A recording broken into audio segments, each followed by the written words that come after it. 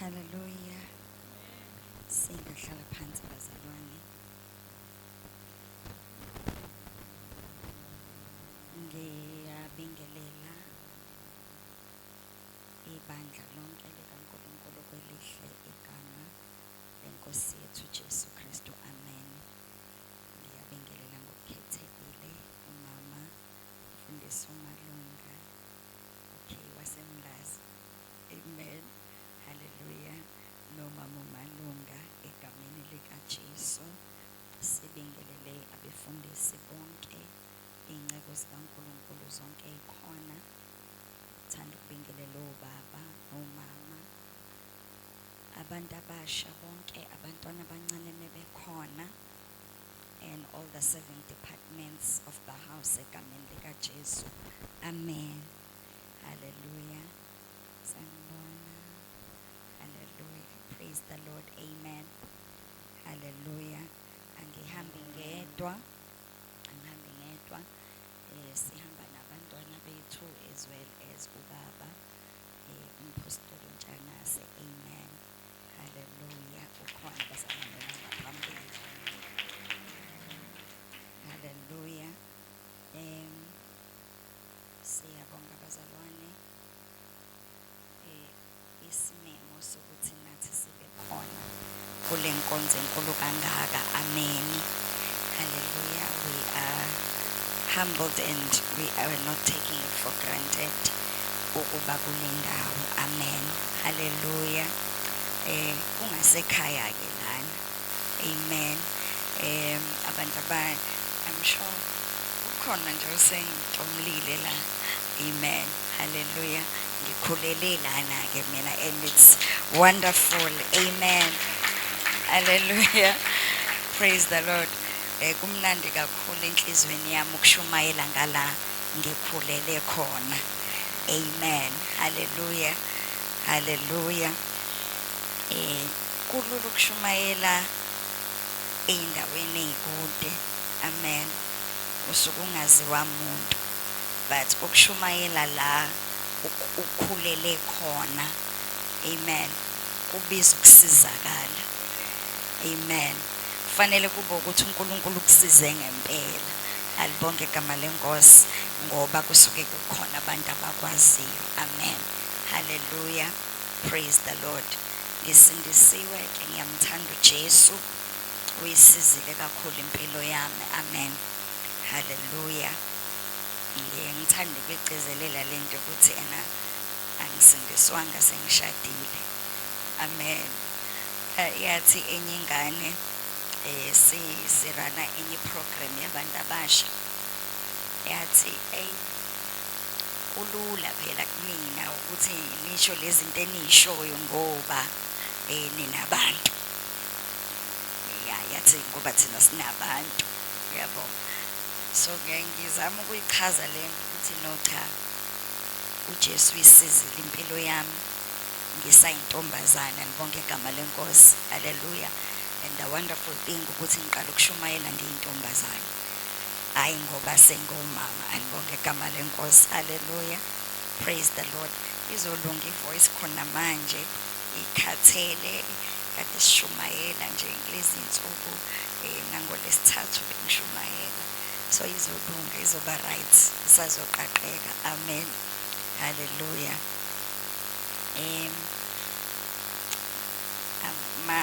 Malunga ngizozama 30 minutes. Ngizozama. Amen. Hallelujah. Makuthi ungisayinele khona ngizobona sengiqile. Amen. Praise the Lord.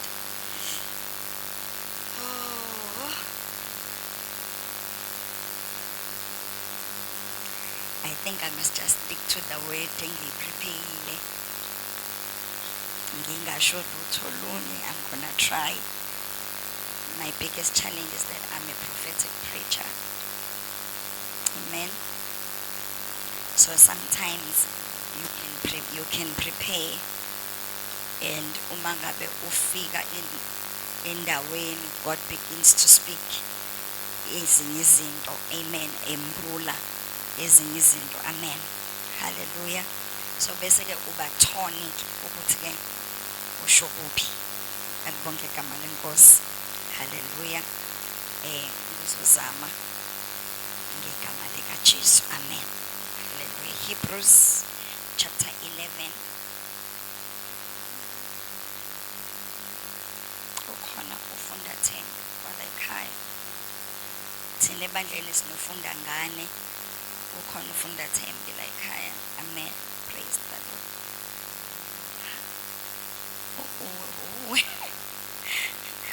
Ungahlala phansi, ngicela nje uhlale phansi ngoba mhlambe ngisazokufundisa azolobe ngikumisa.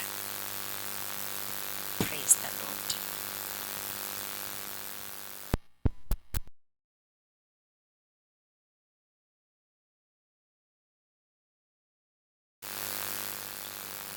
Asifunde verse 6. Kepha-ke ngaphandle kokukholwa akwenzeki ukumthokozisa ngokuba ozayo.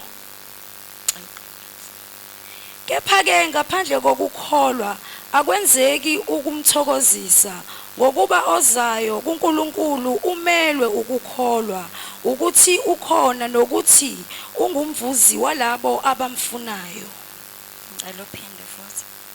Kepha-ke ngaphandle kokukholwa akwenzeki ukumthokozisa ngokuba ozayo kuNkulunkulu umele ukukholwa ukuthi ukhona nokuthi ungumvuzi walabo abamfunayo.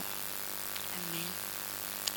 Baba, izwi lakho siyakholwa ngalo. Siyathandaza baba ebusuku ukuthi ukhulume ngalo empilweni yethu. Osiyale ngalo, usiqondise, usiqinise, usiphekele uqhubeka egameni lika Jesu waseNazaretha. Amen. Hallelujah. Hallelujah. Wesisindisiwe osindisa ngekuthanda sheya. Ayibanje. Yona ke yekati. Yatamakiswe mita.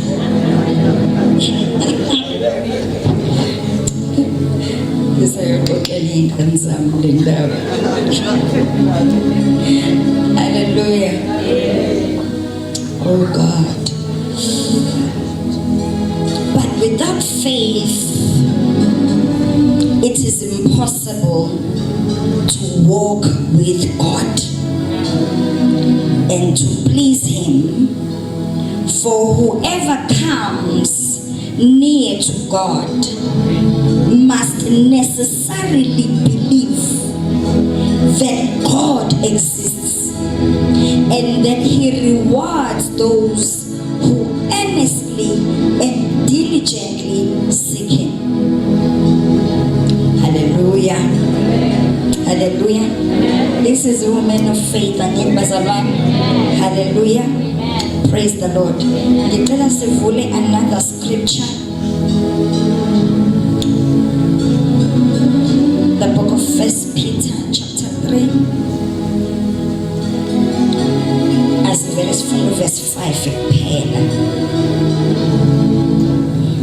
1 Peter chapter 3. Ngokuba kade babezihlobisa kanjalo abasifazane abangcwele abamethemba uNkulunkulu bethobela amadoda abo. Okay, for instance, Sarah obeyed her husband Abraham and called him, verse 5. Verse 5, this is how the holy women of old made themselves beautiful.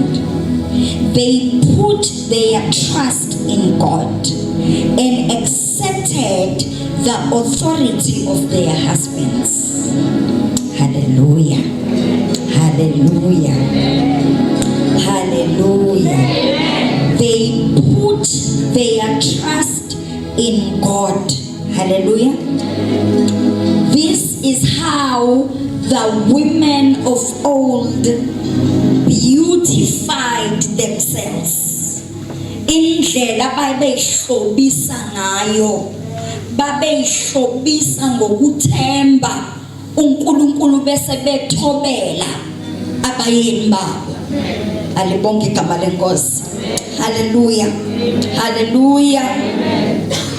Bazalwane,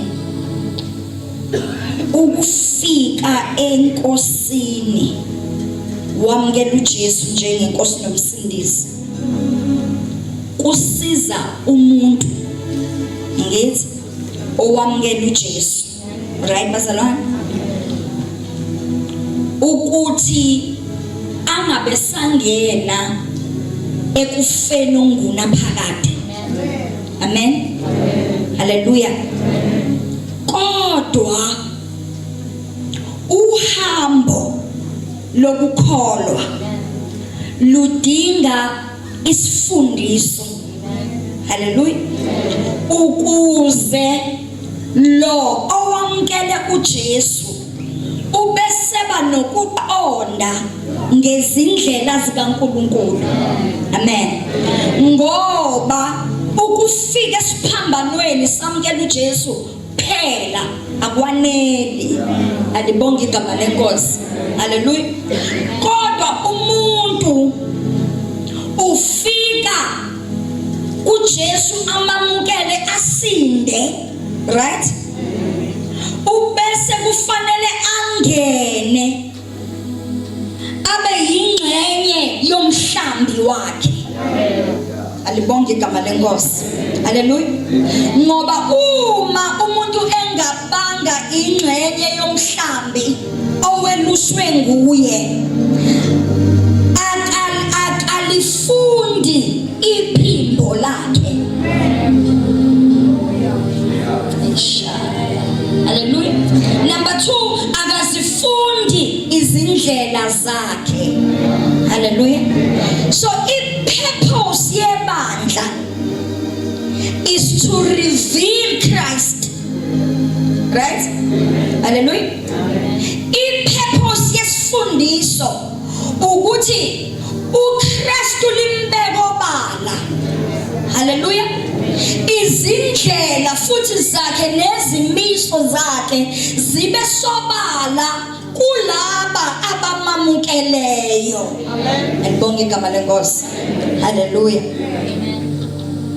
Ngoba uma umuntu emamukela uJesu, wamamukela njengoJesu osindisayo kuphela, uhambo ngoba lude, ubese qala sekuvela inhlupheko zohambo. Ngoba uma sishumayela uJesu asinibizeli entweni engenanhlupheko.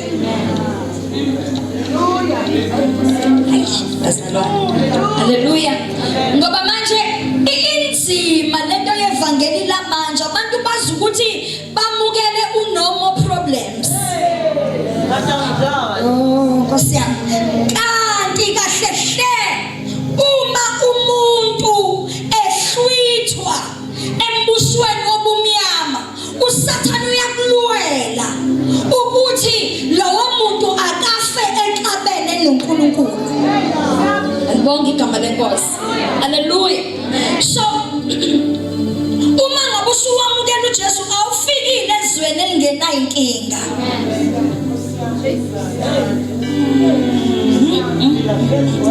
Haleluya. Kodwa ufike endaweni ekusindwayo kuyona. Haleluya. Ufike endaweni usizo lakhona luguaranteed. Haleluya. Kodwa into ongayithenjiswanga ukuthi inhlupheko ayizuba khona. Sikhona kodwa ithemba lethu ukuthi noma sifike nokukhala asikhali njengabangenathemba. Alibonke igama lenkosi. Haleluya. Masifikelwa usizi nokwesaba, lithi izwi kaNkulunkulu nangamhlange sabayo, kodwa ngiyakuthemba wena. Haleluya. Praise the Lord. Okay, asingayikude, asijike eduze. Hey la bash, na na na na. Sing na na na na na na na na na na. Shalabasia. Yo, iyangidonsa lento. Ibalulekile bazalwane lento yokuthi umuntu afinyelele ekuzinqumeleni. Mhlawumbe ngcono ngikhulume ngingayishumayela khona kuzoba right ngesikhathi, right? Ngichaza ukuthini? Usukunqumila ngithi ukwamukela uJesu. Kunesinqumo esenziwa ngaphakathi. Isinqumo soshintsho. Isinqumo sokusizakala. Because umuntu uyakwazi ukuhlala ebandleni ebaliminyaka. Ehlele ebandleni size simsebenzise. Hallelujah. Kanti akasizakele. Amen. Hallelujah. Amen. Hallelujah. Amen. Ukusizakala akukona ukudevelopa ama-gift. Hayi Nkosiyami. Ngoba abanye bethu ama-gift izelwe nawo. Sithe mangabe sifika ensindisweni asemane yayivelela. Hallelujah. Kanti avele ebantwini abangasizakela. Hallelujah. One of my prayers uNkulunkulu engibiza ngina 19. Uma ngabe uNkulunkulu engibiza umoya engcwele ngokunginterpretela ama-intentions kaNkulunkulu was that Nkosi ngiyaqala ungangiveze ebantwini ungakangisizi. That was my prayer. Ukuthi ngicela ungifihle uzungisize. Ukuze ngingashumayeli bese ngiyayisula. So umuntu mangabe samukela uJesu umele ukufinyelela la khona evumelana nezwi ngokusizakala kwakhe. Hallelujah. I-gift into inikwayo. Kodwa into ekufanele uyidevelop is the fruit. Yes Lord. Umehluko phakathi komuntu one-gift nomuntu odisplaya ama-fruit kamoya ukuthi one-gift u-operate emandleni wodwa. Amen. Kodwa uma kufika iy'nsuku zokuthestwa akakwazi ukuma and remain in Christ holy. Kodwa izimo ziyamnyakazisa usengashintsha namabandla ehambe ngena ekhonza ngoba ufihla lento yokuthi umuthi oney'thelo onama-gifts olenga ama-gifts njengesihlahla sakhisimusi. Kanti a proper tree has to have fruits, not gifts.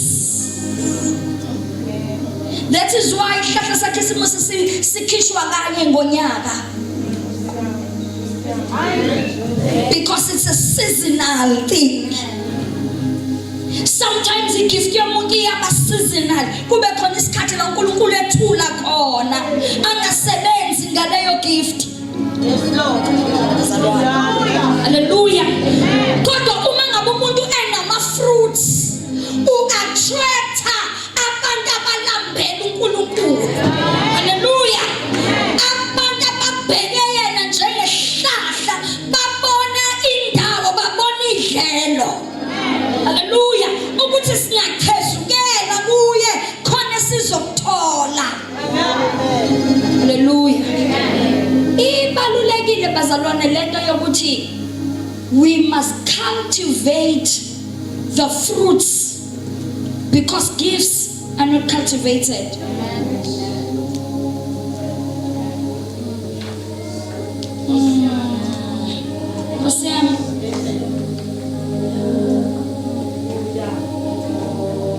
Okay.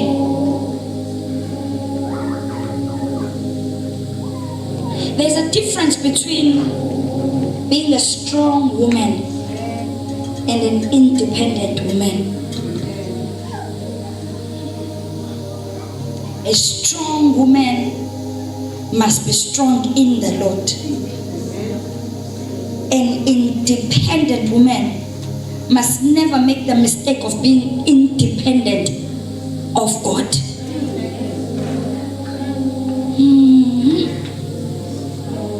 Because when you are independent from God, uzokwenza isonto. Ngithi yabona ngafika endabeni yefaith, uzokwenza isonto. Uzobamba isonto ugedela uJesu. Uzomasterisha ama-doctrines ebandla uhlulwa wezwi. Hallelujah. Uzomasterisha ukuthi ubuzalwane buphilwa kanjani. Mangiphakathi kwabo ngenza kanjani. Ukubona kodwa ukuthi siyayenza leyo mpahla ubani ave siyenza kahle. Hallelujah. But the thing about being in faith, being in Christ, in the kingdom, incikile kakhulu ekutheni si-displaye ngaphezulu kokuthi siyikhulume. Ngoba mangabe siyikhuluma sitshela abanye kanti mhlawumbe thina le esiyikhuluma ayisithinti. Yabona? So igift ke inawo amandla ukuthi itshela abanye abantu. Ifane nebhodi elikhomba itheku kodwa lingayi. Yabona? But uma ngabe kudevelopa ifruit emntwaneni kaNkulunkulu kuba khona ama-changes enziwa ukudevelopa kwe-fruit okwenza ukuthi uSathane angayitholi indawo. Ngibonga igama lenkosi. Hallelujah. Hallelujah. Uma ngabe umzalwane esedevelope iy'thelo zikamoya noma ikuphi uba umzalwane. Noma ikuphi uba umzalwane. Glory to Jesus. Uma ngabe esedevelope the kind of fruit izolikhuluma ngayo.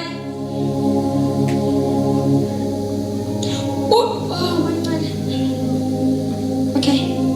Uyakwazi ukushifta from signing a form yokujoyina ibandla to becoming a son in the house.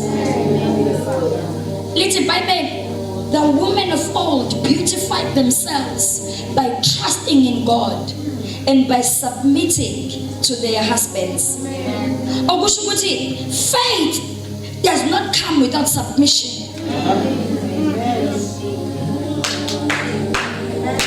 Ngoba manje asikwazi kuba ne-faith yokulanda izinto kanti in the sanctuary asina submission.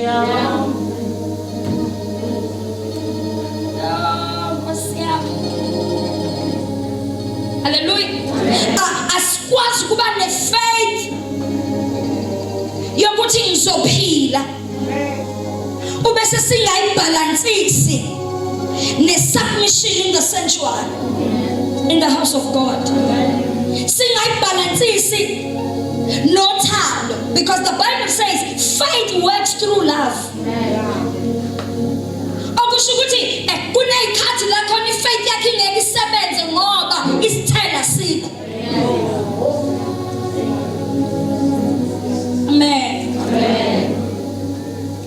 Lento yokudevelopa isithelo ebazalwane ngiyazi ukuthi le ntshumayelo le part le nto engisho manje izobe engathi yakubhora kancane. Kodwa you see what I'm telling you now, in 10 years, in 5 years, and how many years to come, izinto zakho mengasenzekanga, you will come back to it. There are times when God won't answer you. Noma ngabe kuthiwa you are exercising faith. Because God expects faith to work with love. Hallelujah. Amen. Lithi Bible akukho kumthokozisa.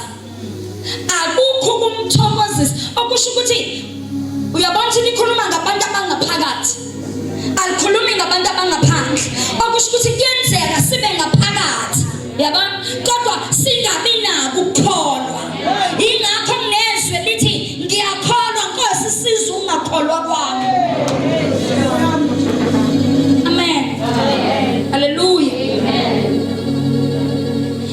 Ukukholwa faith kuyisandla sokwamukela. Esalwana.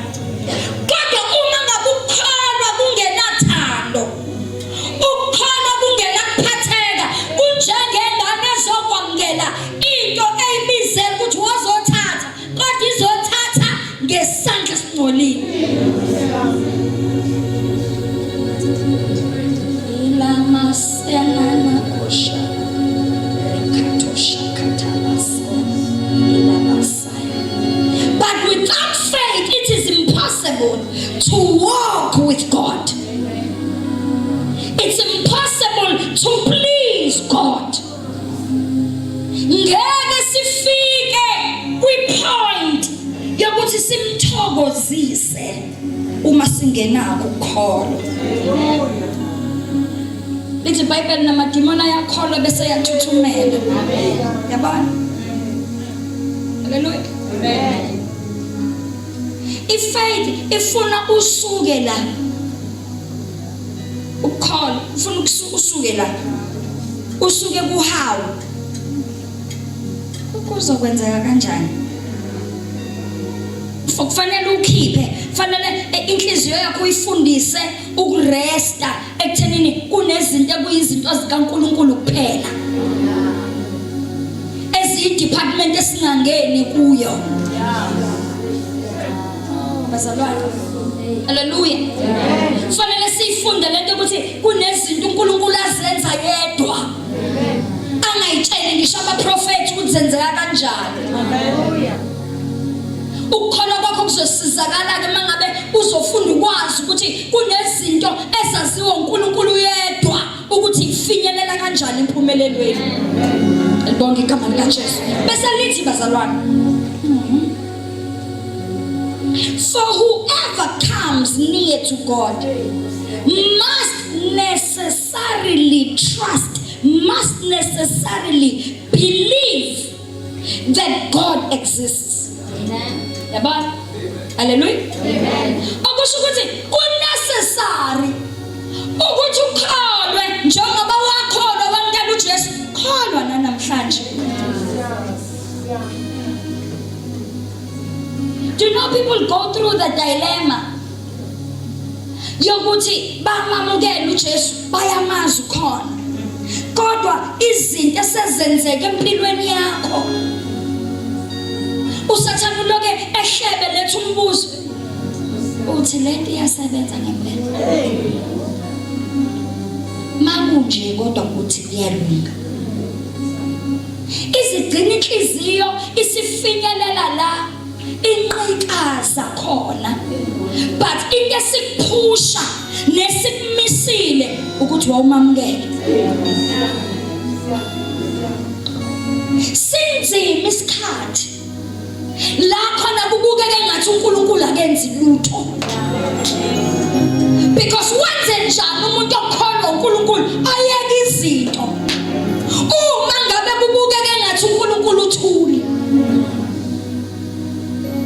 What must that man do ukuze impilo yakhe ibe ngcono? Hayi bazalwane. Kunesessary ukuthi ukholwe nanamhlanje. Nanamhlanje mawami ukholwe nanamhlanje. Izophoxekile andukuthandazile uzila ukudla. Zila ukudla 14 days ungadle uthumuphuma kuleyo fasting ivele imimbi uyitshela ukuthi hayi le indlela engithandaze ngayo uNkulunkulu uzoyithi avela ithulele nje ubawa athi umnyumama wathula umdala weinsuku wathula izinto zizimbi wathula. So what do you do when uNkulunkulu ethuli kanjalo? Ila osusizwa khona isifundiso ukuthi uNkulunkulu unama seasons of quietness. La khona engaphenduli ngokukhuluma nawe. La uzongena kwi prayer closet angasho lutho. Kodwa sekufanele sifunde indlela. Indlela zakho ukuthi ayifani nezabantu. La khona uzokwazi ukumthemba ungathembisi. Uzokwazi ukukholwa uyena engenzanga lutho. Uzokwazi uma amadolo wethu aseyaxeka manje. Ngoba iqiniso olizwayo eliyi-reality emzimbeni wakho lithi amandla aphelile. Kodwa mangabuya esifundisweni, isifundiso sithi usinikezile wonke amandla aqondene nalobu kuphila. Akusho ukuthi zonke izinto ezikulokuphila zinempendulo yazo. So ukwazi lokho kwenza ukuthi noma ethuli namhlanje kodwa kusinyakazisa ukuthula kwakhe. Ngoba siyamazi ukuthi ubuya ngoNkulunkulu osebenza emfihlakalweni.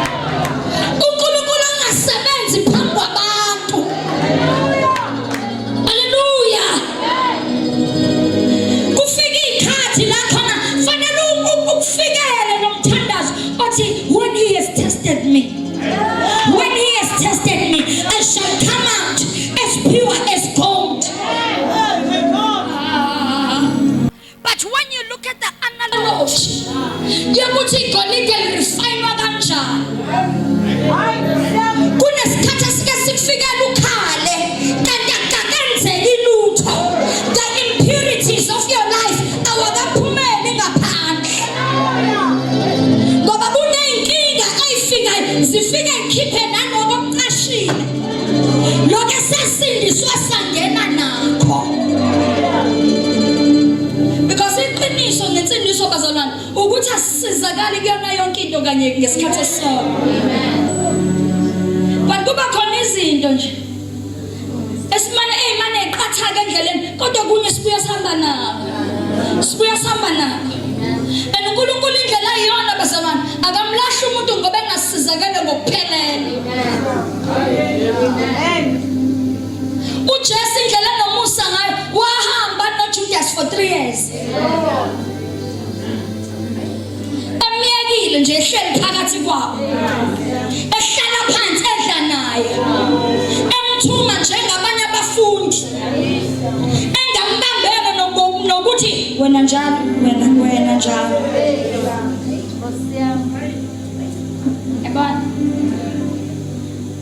But he walked with him. Waze wathi mangabe ehlela the last supper wambala naye. Wasetha itafula wambala naye. There are things that God will walk with you even if awukasizakali kuzo. Kodwa into ekufanele uyigade ukuthi lezo zinto engasizakalile kuzona azingakwenzi umsele out.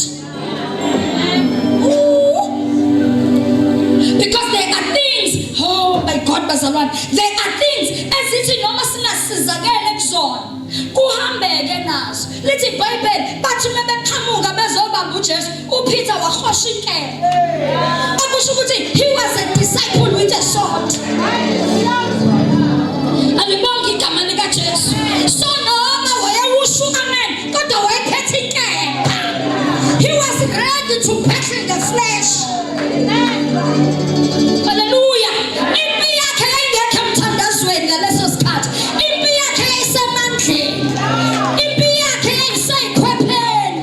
Ingakho wahosha inkemba wabeka phansi indlebe. Glory to Jesus. Hallelujah. So there are times when God ezokuyeka nje uhambe. Kodwa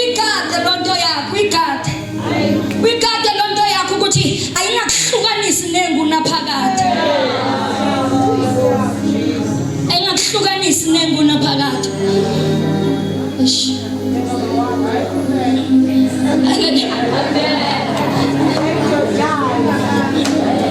Take your time. Praise the Lord. Hallelujah. Leyo nto engakuhlukanisi nani? Engakuhlukanisi nani? Nengunaphakade lakho. Because Nkosi yami. Ingunaphakade lakho liphethe limumethe ukuphumula.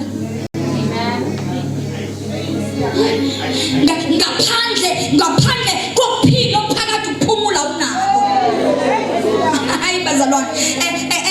Uma ngabe umuntu oshonile nika nayibuza why wonke umuntu uthi may his soul rest in peace. Alale ngokuthula. Inkinga ngalonto yazini bazalwane. Ukuthula ukwamkela la. Uma ukuthula ungakwamkelanga ngapha ukufumana ngalo. Akukho ukuthula okulinda umuntu at the door of death. Kodwa ukuthula kufunyanwa ngapha. Ingakho izwi lithi enter into rest. Hallelujah. Umzalwane uyangena ekuphumulweni.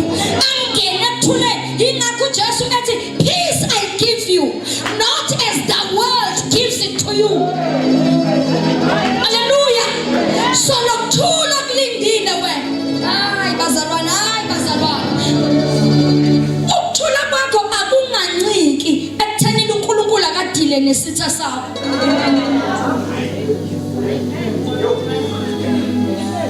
Akunganciki lapho ngoba kushuthi kuwukuthula okungaphelele. Kuwukuthula okunecost. Kanti the price has been paid. Tetelesто. Hallelujah. The price has been paid in full. So umuntu afuna ukuthula at the expense yesitha sakhe. Yazi inkinga yini? Yini mancane.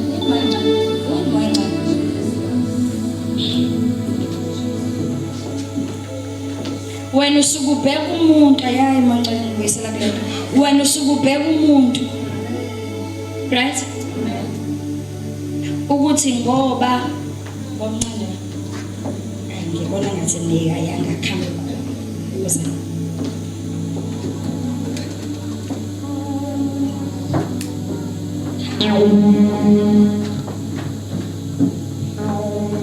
ngiyayithanda le demonstration nolizwe nozipho. Uma unolizwe exabene nonozipho, right? Ulizwi uma lengxabano engayisholanga ngomoya, if she does not have lithi zuzu kwazi zuzu uqonda, right? Bese lithi ningaba bangawazi amaqhinga kaSathane, the strategies of the enemy, right? So uma ulizwi ekholwa enyameni,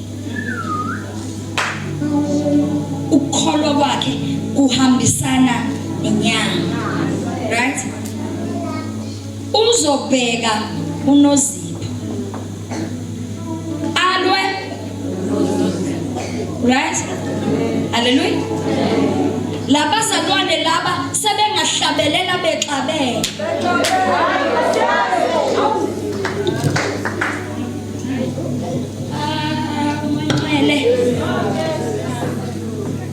Bahlabelele la phambi kwenu nani?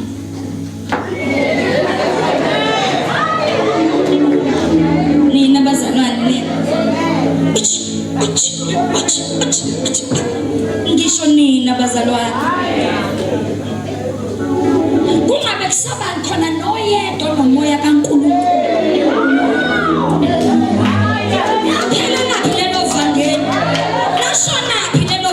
Bazalwane lezakwazi izothi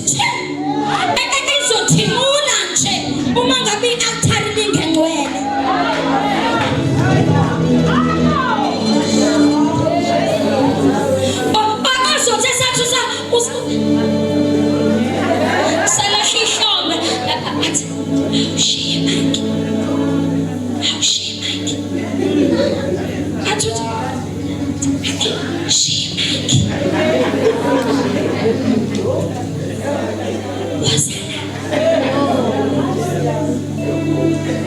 Thina lasisiza lelo vangeli bazalwane.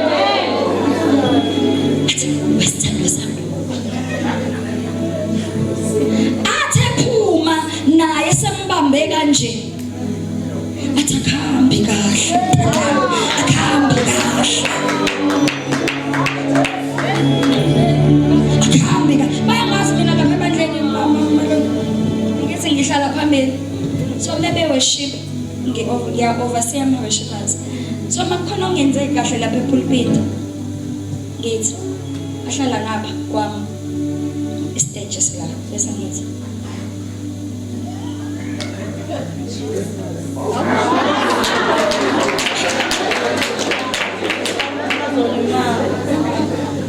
angihluphi ngisho ngacemeza ngiyakulinda nje yona into ngibheke ngithi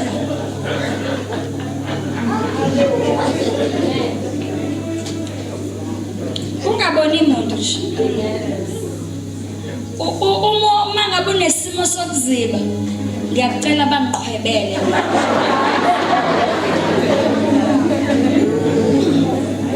qhwebele usibani uyozangibheke. You know why? Because we cannot contaminate the altar. Yabo manje ngiphumile ntshumayelana uma labazalwane nolizwe khonza ngenyanga noZipho umkhubile ukukhonza ngenyama kumlimaza phela umzalwane ekuthenini she lacks discernment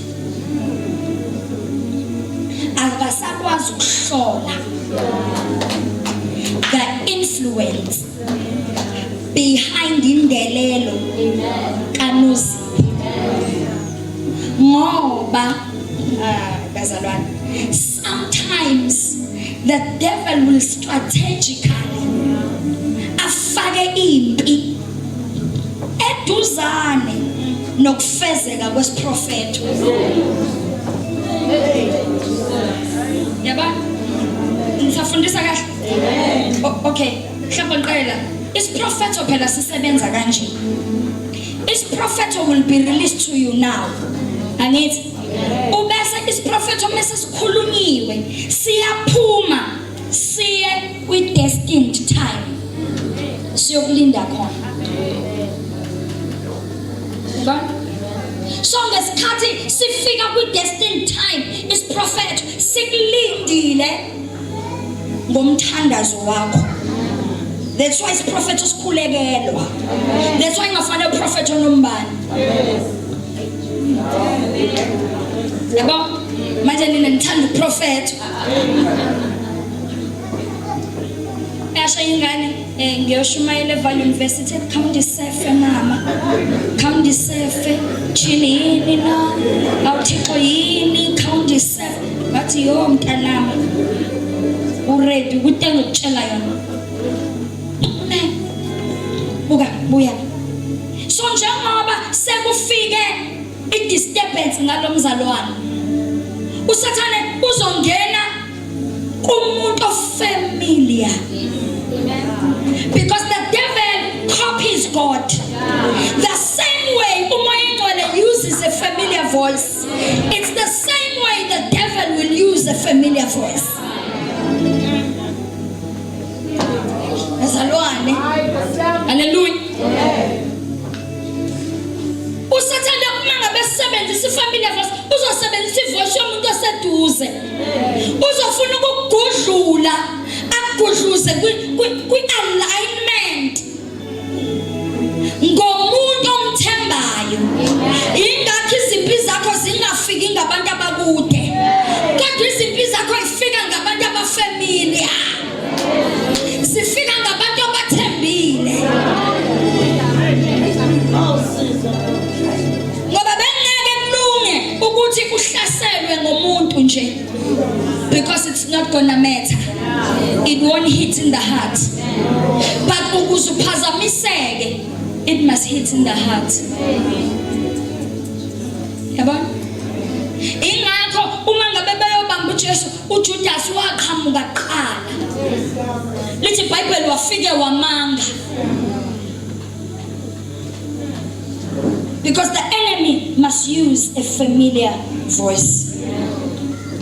So uma ngabe uNoliswe khonza ngenyama, uzolwa noNozipho, balwe bangcolisa i-altar, bengafuni ukuhlala phansi ukuthi akuhambanga kahle phakathi kwami nalomzalwane, bengicela ungahlabeleli.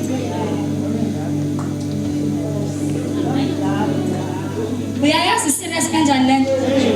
Vula ungayivuli Mark chapter 11, uzofunda ekhaya uqale lapha ku-22 wehle uye ku-24. Lithi iBhayibheli umunotho nomnewenu shiya umnikelo wakho uhambe uyobuyisana naye, ubese uyabuya-ke uzokwenza umnikelo wakho. Lento abayenza labazalwane bokuhlabelela iwumnikelo. Uma ngabe lithi iBhayibheli serve, worship the Lord with all your strength.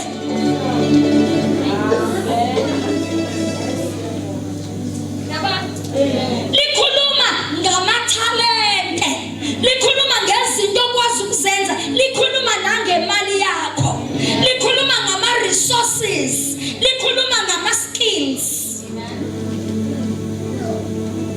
Amen. So uma ngabe lo mzalwane ngekhonza ngenyama, uzobazolwa-ke, balwe-ke labazalwane, uthola ukuthi kuze kube khona abantu la abathenga iphansi.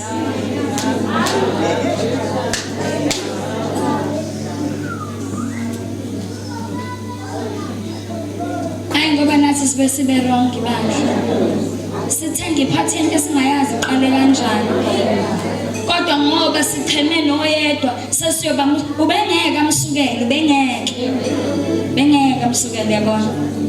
Hallelujah. Into angayazi lo mzalwane ukuthi all she has to do ukudluza lo ukuze abone her true opponent. So while you are fighting lo, mina ngimelisitha ngithi ngilwa ngalo, kodwa ngilwa uNolizwi, ngilwa naye ngoNozipho. So uma ngabe isitha sigadla, uzothi uNolizwi mangabe engadiseni athi ungijwayela kabi uNozipho, alwe naye. Kodwa uma enomoya kaNkulunkulu, uzothatha uNozipho ambeke eceleni bese dila nesitha sangempela. Hallelujah. That's the thing ngihlula abazalwane.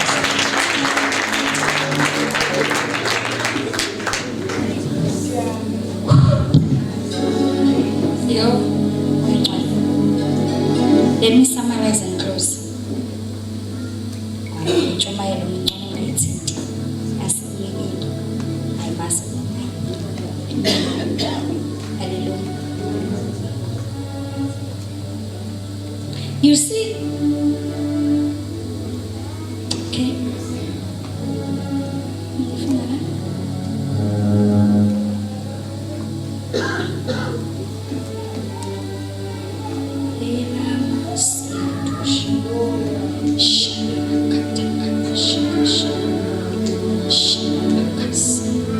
You see, there is a point where you trust God, your faith. uNkulunkulu ngiyakholwa ukuthi uzomphendula. Amen. Bese ngaphendula. Right? Manginike leyo solution eyodwa namhlanje kwanele. Bese ngaphendula. Right? Inkinga ukuthi thina bazalwane, when we enter a place of prayer. Right? Sesibambile iskill sokuvala umnyango. Right? Bese singena siyakhuleka. But what we have not mastered is to remain. Ukuthi musungenile, usuthandazile. Umthandazo usually for abantu abaningi, especially mangabe ungena umuntu ojwayele ukuthandaza njalo, uqala enyameni. Baba egameni lika Jesu, uNkulunkulu ongcwele, siyabonga Baba. Thembekile ushilo eswini lakho uthe Nkosi engcwele Baba wethu yabo thandaza. As you pray, you keep shifting gears. And you keep shifting your gears. As you pray, you keep flowing. And it's uloku umana uya flow. Uzugcine usuflowa. Usuzwa na ukuthi now the Holy Spirit has taken over. Yebo? Because lithi Bible yena uyakhuleka ngathi. Angibazalwane, he knows what to say even when thina singazi sothandaza sithini. Angibazalwane, so ungesikhathi umoya engcwele ke seflowa usuzwa ukuthi usuflowile waze wangena elimini. Right? Urakakabashaka limabashekete sekete lipatasho ukhale bese usulinye embezu. Siyabonga Baba.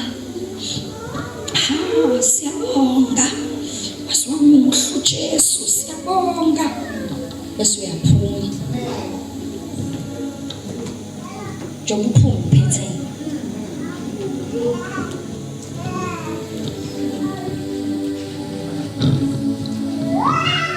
njengoba uphuma uphethe. There are prayers uma ngabe uwenza engafanele exit a closet without a response. Ngoba njengoba uthandaza awunampendulo futhi kukade ukulisimo. So njengoba uze la, you've come to inquire. You have come to hear. La thandaza ibandla likhulekela uPeter kodwa wangaba khona olalele. Kwaze kwathi noma uPeter sesemnyango bangamuzwa. Yaba? Yabe sishili lokishili intombazana encanethi nangu he's at the door. Ay egameni lika Jesu Baba siyakhona. Sithumela ingelosi zimkhululisa ifikile ingelosi.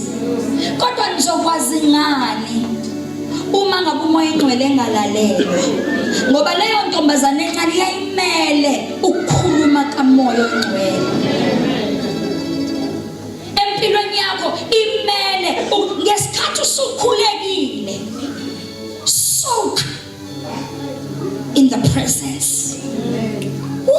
You soak in the presence of God and you give God a chance to speak to you.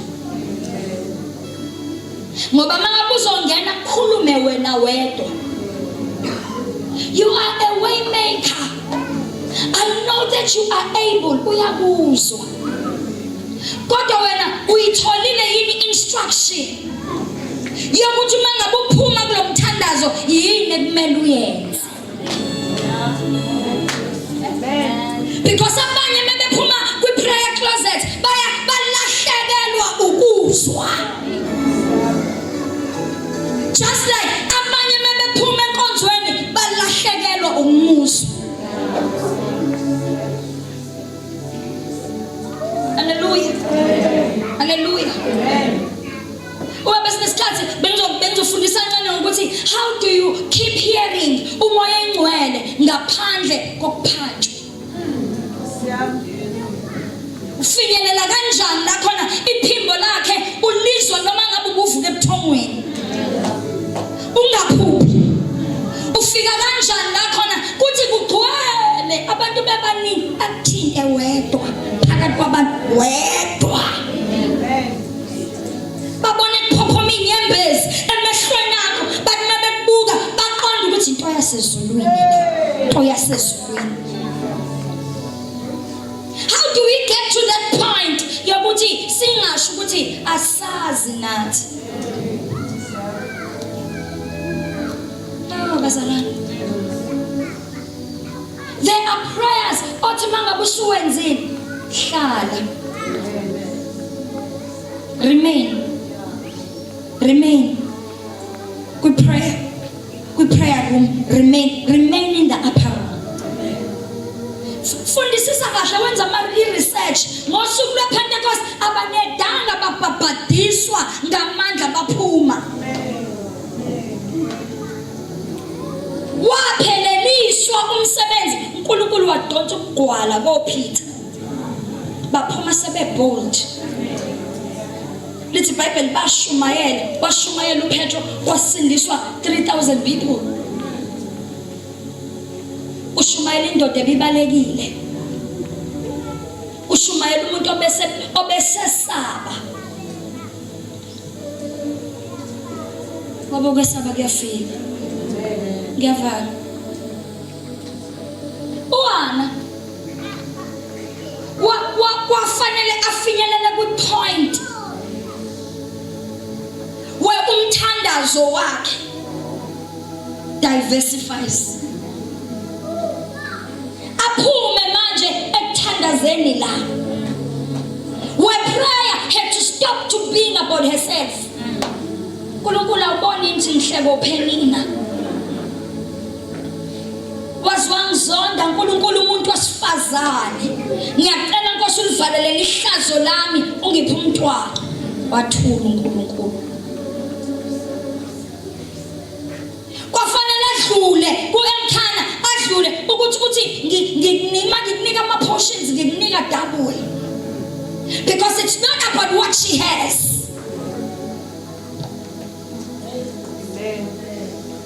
Oh my God. Waqala la ecela, she kept asking. Lithi iBhayibheli wayeya njalo eShilo. Ahambe ayodumisa wayeya njalo eShilo. Kodwa eShilo wayefika hlale nenkinga yakhe. Esesentabeni kaJehova afika hlale. Ikhona intaba afika hlale nenkinga yakhe. Oh Nkosi yami. Kwafanele aclimbe. Emthandazweni ashintshe manje from just praying and start to intercede. Ukunyuka kwakhe ayeshilo it meant ukuthi washintsha amagiya. Washintsha igiya lomthandazo wangena kwi-intercession. Wa-intercede kodwa manje i-intercession yakhe ayimbeki kuyintaba ithi useduze nentaba. So kuyenzeka uthandaze kanti useduze. Kunengcwele kwadabuka isenqo sethempeli sanikwa igunya lokungena. Asisangenelwa abapristi sesiyaziyela. Webazalwane siyaziyela. Hallelujah. Hela bashanta kai. Wangangena kwingcwele wagcina ekuthenini ukhuphukile intercession. Kanti there is a point of prayer that is called travailing.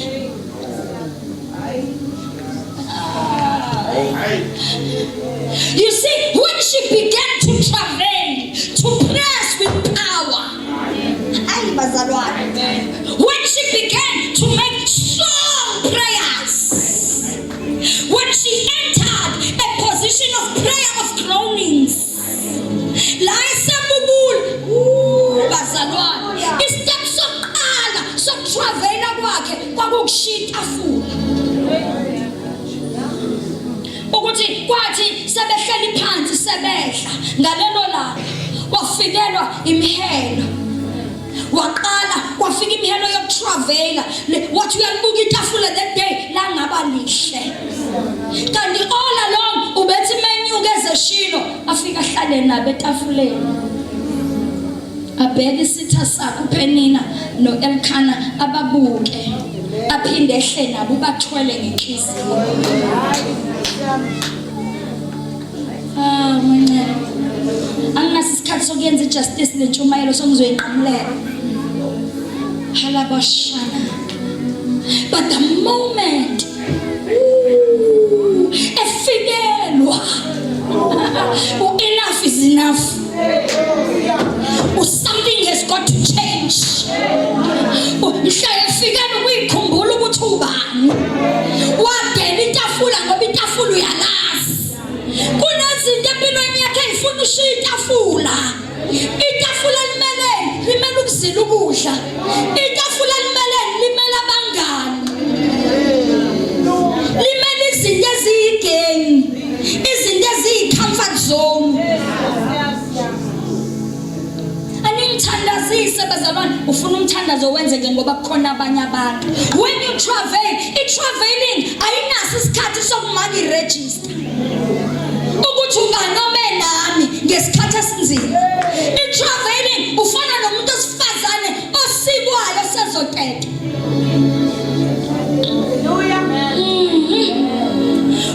When umzalwane traveler in prayer, unje umuntu osifazane mesezoteta ngeke umvimbe. Ngeke uzumvimbe. Ama-contractions imelo isuke isisho ukuthi iseduze. Iyasondela ingane. Alokenyuka nje akutshela ukuthi iyasondela.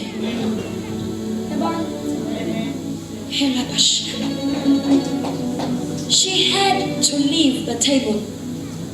Abashiye bedla. Angaloke balamaqatha.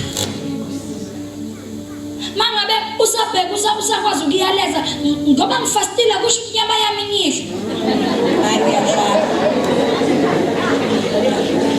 Awukafiki la khona uyifuna ngenkani impendulo yakho.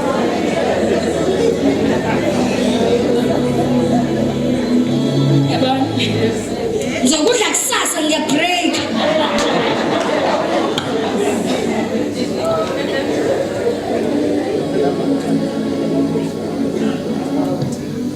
Hallelujah.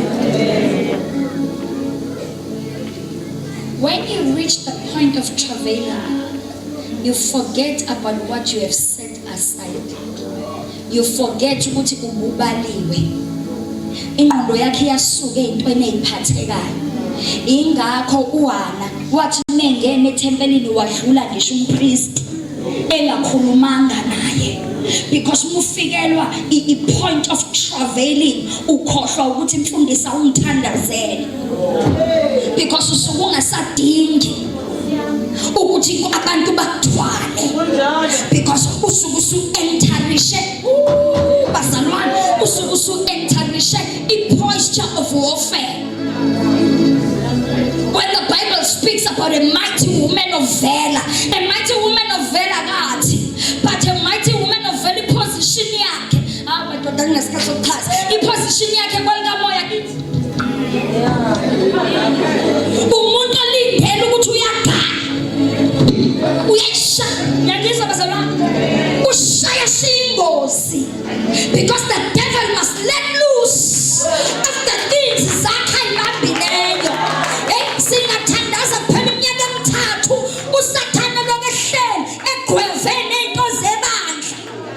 Hallelujah. Just because abekho abantu abazonyakazisa i-altari, abantu abazotravela, abantu abazozila ukudla. Lithi iBhayibheli wangena wamdlula, mangabe emdlula singesheshe, mangabe emdlula wafike wayiphosa wathandaza. Lithi iBhayibheli indebe zomlomo wakhe zayinyakaza kungazwakali kodwa into ayishoyo. Uthi umpriest mangabe embhekile uphuzile na udakiwe na. Because when you enter the posture of travailing, lalela awuyenzi sense ebantwini. You don't make sense to people.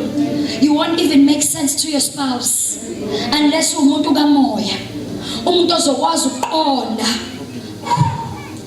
Umuntu ozokwazi ukuqonda ukuthi ubambene nabasezulwini. Yabona? Hallelujah. Oh my God. When you figure out a posture of traveling, you leave everything else aside. You leave everything else aside. And you begin to pour. And you pour. And you pour. Sifazane udakiwe na. Lutho Nkosi yami. Ithula umoya wami Nkosi.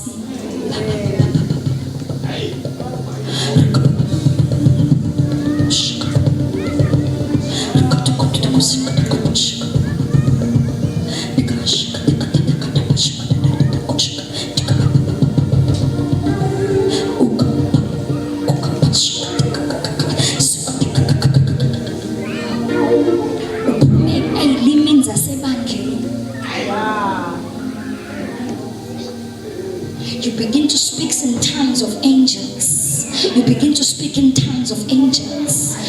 The Lord begins to give you utterance. Afika umoya ingcwele akunika ukukhuluma ngaleso sikhathi. Lisho njalo iBhayibheli akunika ukukhuluma ngaleso sikhathi because usathani ilimi zasemabandleni ethu uyazazi. Sengaze aqedelela ukuthi uzothini mangabe usuthe kodwa mangabe ufika kuleyo point of traveling uyashintsha. You move gears. Ngesikhathi ukhuluma in tongues, ushifte kuma normal tongues, uyawungena ama tongues of warfare.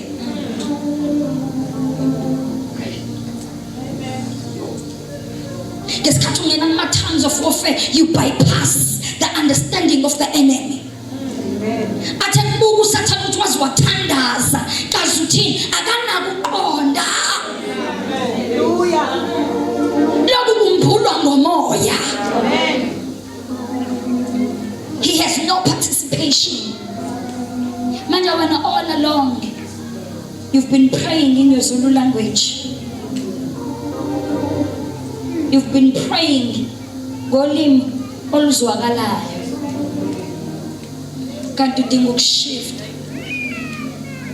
Change postures and pour. It's a Bible. Uma ngabe sukuma lapho kuhana. Ngoba ibalekile nalento yokuba nompriest. Esiwa iMangcwele befuna ukukhuluma ngento yompriest nebandla. Mangiqala la Mangcwele, thema ngena la endlini. What correct the order of priesthood in the church.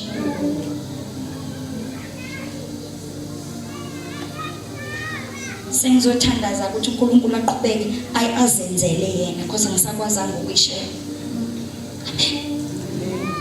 Hallelujah. Ngenxa ukuthi umpriest wayekhona.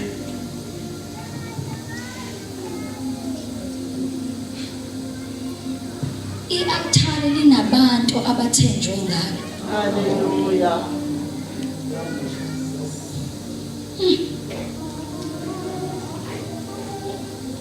Linabantu abathenjwe ngalo. Akulona lethu sonke. Hello priest. Ayibangwa.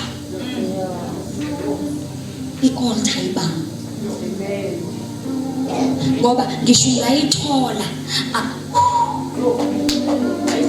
awuyithole ngokohlelo kodwa uyithole ngokwenkani. You see inkinga uNkulunkulu ubiza abantu bese yabagcoba. Amen. So thina sinozwelo futhi we don't want to lose you. Sam. Ay.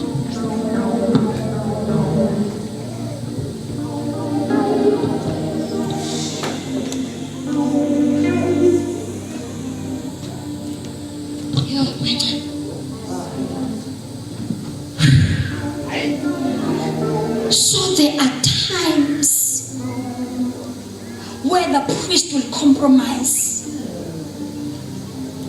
Kanti indaba yokuba sonkathweni ijulile.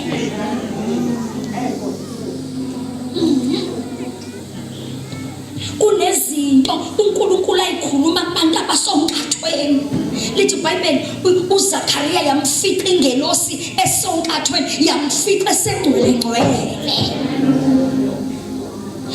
yazothulula imfihlakalo uzothi uyangena kwingcwele ngcwele kanti alihlelelwe wena. Hallelujah.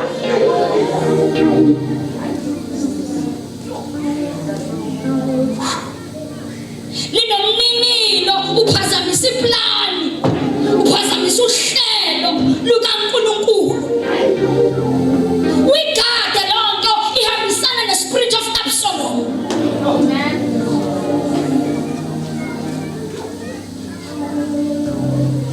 Oh my God. Asikwazi ukunhlela ngoba sisaba ukuthi nizohamba. Amen. Hallelujah. Bamba, bamba. Hayi, sabe. Hayi bezalwane. Uma ngaluthi angintshela ukuthi asikwazi. We can't compromise the altar. I-altar kumele ukuhlala lingcwele. Oh my God.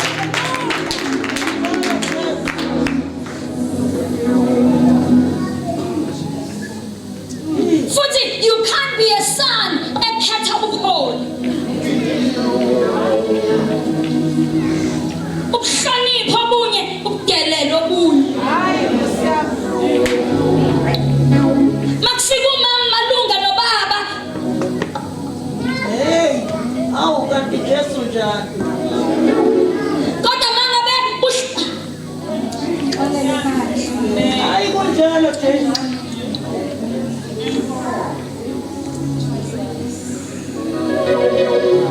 we cannot contaminate the altar. Hallelujah. This is not about you. The altar is not about a man.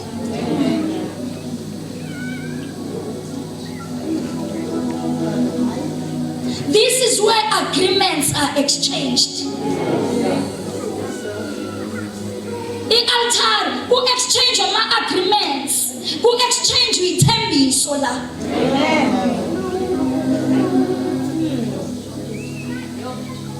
Indawo yokubalekela le yabangcwele bakhe.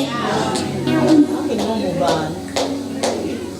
This is not a platform for performance.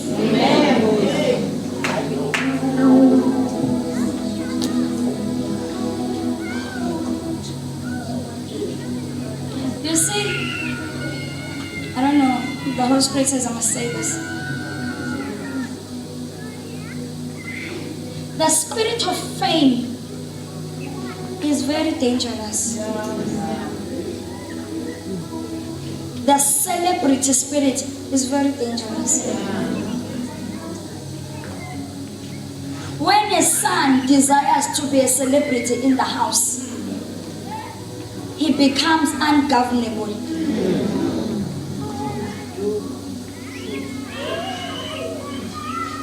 Ikhaya indawo yokuthi uthi usushayelwa izandla yonke indawo. Mobuya khona bese uyaqondisa. Hallelujah. Kuthiwe yes you've been celebrated. Lento nje iqonda ngisho very soon. You've been celebrated all over. Kodwa nginokuthi ngawe. Ngikubonile ukushisekela kwenu. Kodwa nginalento ngani. Nisukile othandweni lokuqala. Yaba? That is your spiritual home. Ngeke sikucelebrate la. Singakwakhile. Sizokuthanda sikuthande bese siphinde siyaqondisa. Sifake emkhondweni. Ngoba ayisufika la iyakhona masiyeke iphaphalasi. Yes, Lord. Kunjalo. Masiyeke mzala. Hallelujah. But this is a word of warning. Thema ngena nje la. Mangcwele ukukhuluma lento. But tell them they will develop their gifts through the developing of fruits.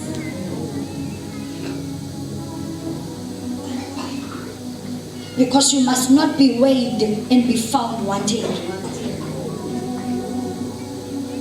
Mangene esikaleni akufanele nitholakale nilula.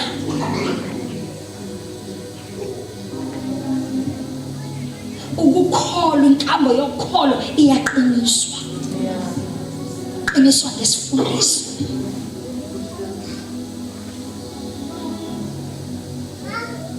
This is not a place for personal ideas.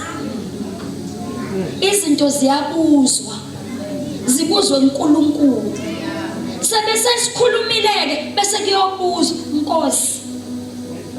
Futhi uNkulunkulu une right lokuyikrasha i-idea yakho. Angathi uNkulunkulu mase ikrashile bese ugoqa izandla ugodle nemali yakho.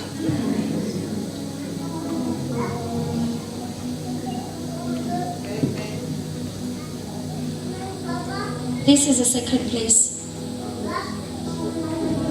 This is a place of God. Bayafa abantu la. Bayafa abantu altar. Akuyona indawo yama-kings. Pride comes before a fall, says the Lord.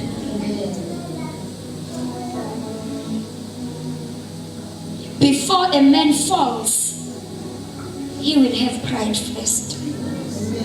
Therefore, watch yourselves, says the Lord.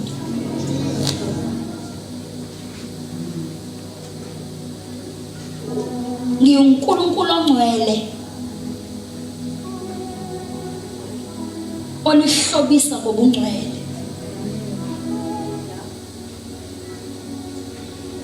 Ayilungi inhliziyo yenu, says the Lord. Udukephi? Akuyona yena nonke. Hear the Lord say, udukephi? Ngoba ubumvini okuyiwona. Wonakale kuphi? Buyisela ukwesaba enhlizweni yakho.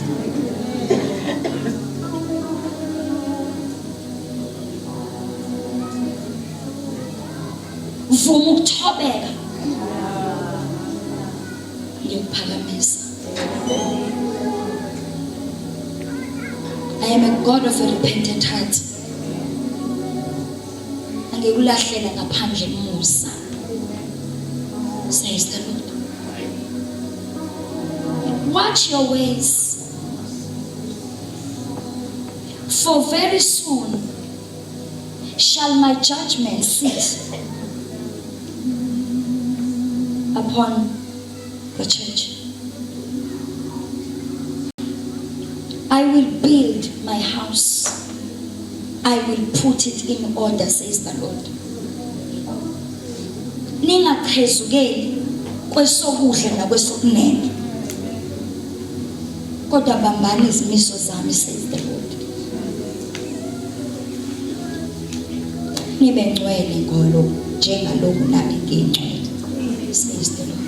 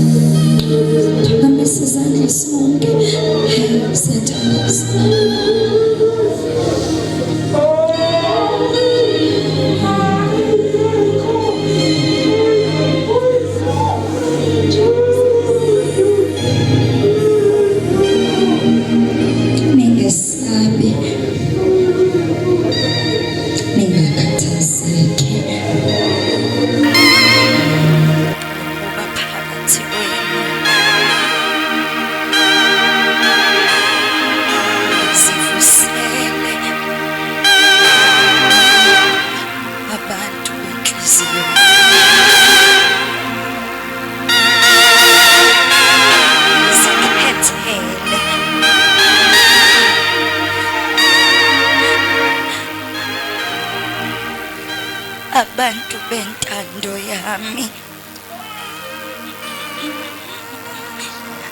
ngibavusele, isikhathi sifikile ukuthi balifeze icebo lami ngesikhathi sesomiso. Ningabe nisesaba, hambani kuko konke engini iyale ngakho. Indlela sengiyenzile,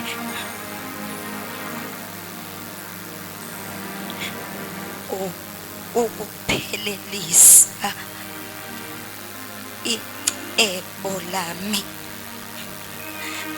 lalesi sikhathi. Ngiyovusa phakathi kwenu okudelelekile, ngiyovusa phakathi kwenu abangenamandla, ngibaqinise, ngibaphakamise,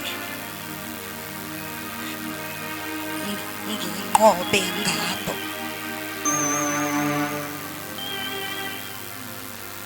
Ngakho ningakhathazeki ukuthi niyophendula nithini, niyokwenza njani, ngokuba sengiphelelisile indlela yenu. Yaziwa yimi imbulelwa abecebo lami.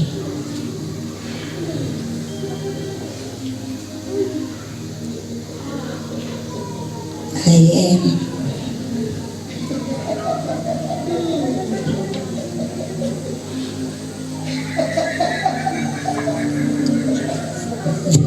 that I am.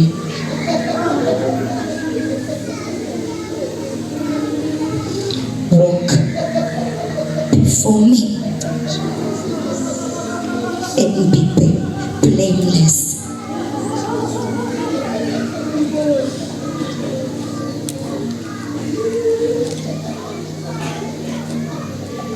Says the Lord of hosts.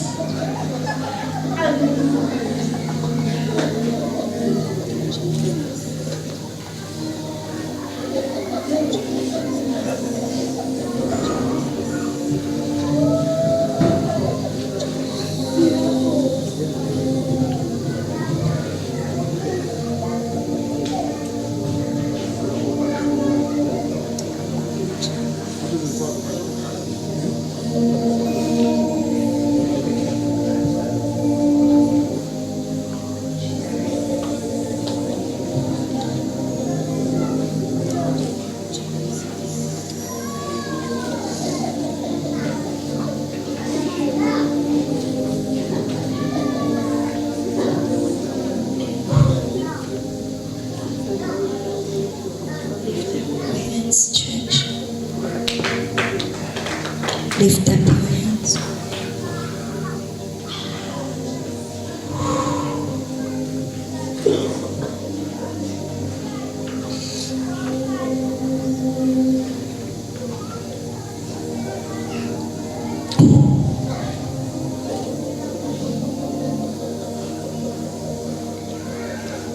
May we surrender before the heavenly hosts.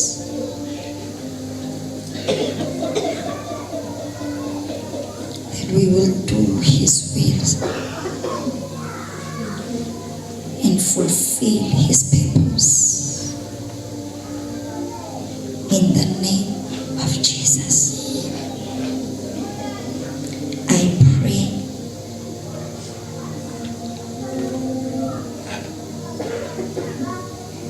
upon the church of the Father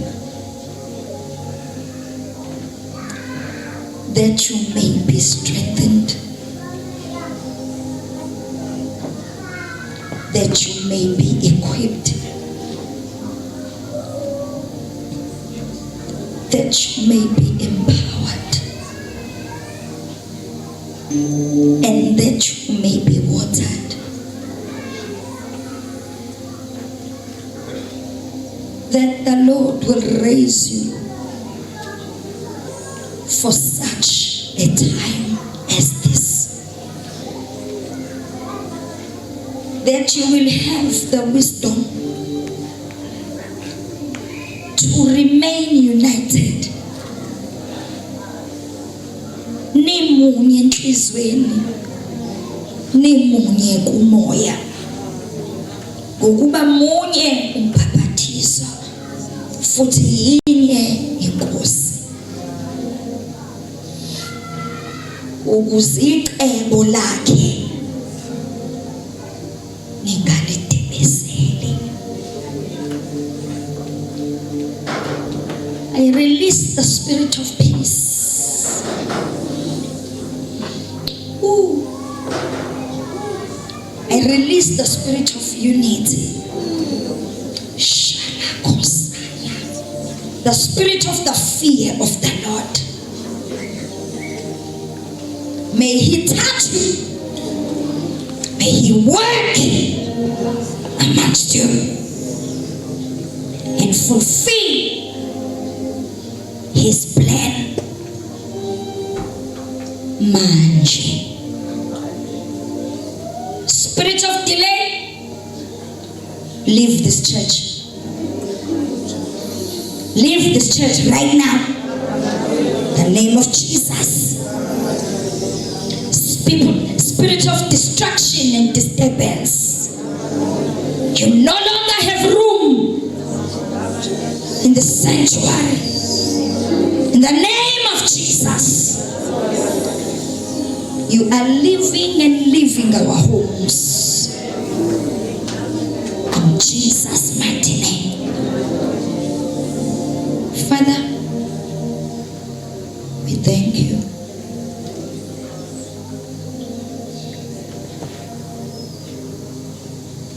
We thank you, Lord, even those that the enemy has asked to separate shall not be separated.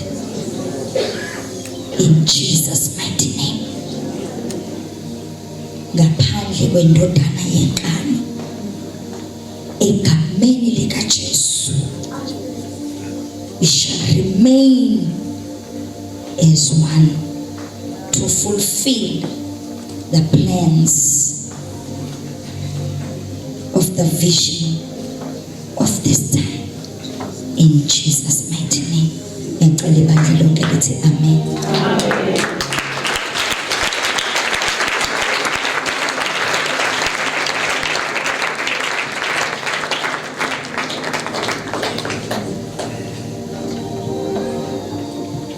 Baba, siyabonga uNkulunkulu wethu ongcwele. Siyabonga enimandla wonke. Siyabonga Baba. Oh Jesus. Siyabonga uNkulunkulu wethu. Siyabonga Jesu. Siyabonga. Siyabonga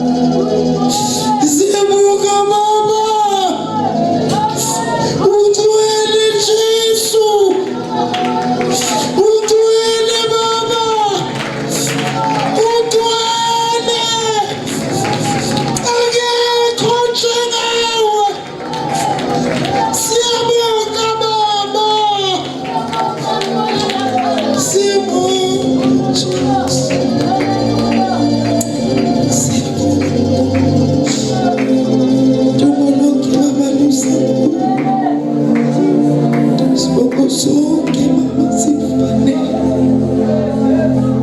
abasiyakholwa uNkulunkulu wethu siyakholwa ukuthi inkosi siyakholwa ukuthi wafa wavuka uNkulunkulu wethu ungcwele siyabonga Baba Jesus ngiyacela mama usibongele mama umfundisi Malungu ngiyacela maphinde usibongele